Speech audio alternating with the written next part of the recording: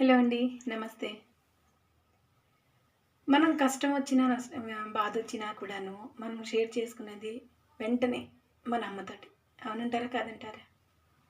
మరి అమ్మ తర్వాత అంతటి ఆత్మీయతను పంచి ఇచ్చేది ఎవరు? ఒక స్నేహితుడు ఆర్ స్నేహితురాలు. అయితే భగవంతుడి సృష్టిలో మనకు అమ్మ, నాన్న, అక్క, చెల్లి, తమ్ముడు, అన్నయ్య అన్ని బంధాలని కూడాను స్వామి సృష్టిస్తే ఒక్క స్నేహితుడిని ఎంచుకునే అవకాశం మాత్రం మనకే ఇచ్చాడు.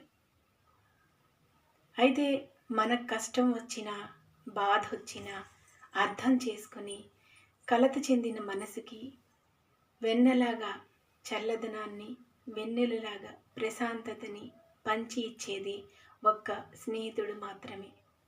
స్నేహితురాలు.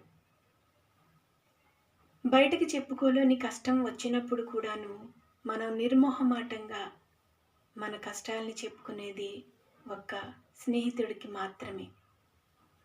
మనం ఒప్పు చేస్తే అభినందిస్తూ, తప్పు చేస్తే మందలిస్తూ, మనల్ని వెన్నంటి నడిపిస్తూ ఇది రైట్, ఇది రాంగ్, ఇలా చెయ్యాలి అని కరెక్ట్‌గా చెప్పేది స్నేహితుడు మాత్రమే. మరి ఇలాంటి స్నేహాన్ని మనం జీవితాంతం కాపాడుకోవాలి. అవునంటారా? కాదంటారా? మరి మీలో ఎంతమంది అలాంటి స్నేహితుల్ని, స్నేహితురాల్ని కలిగి ఉన్నారో నాకు మెసేజ్ చేయండి.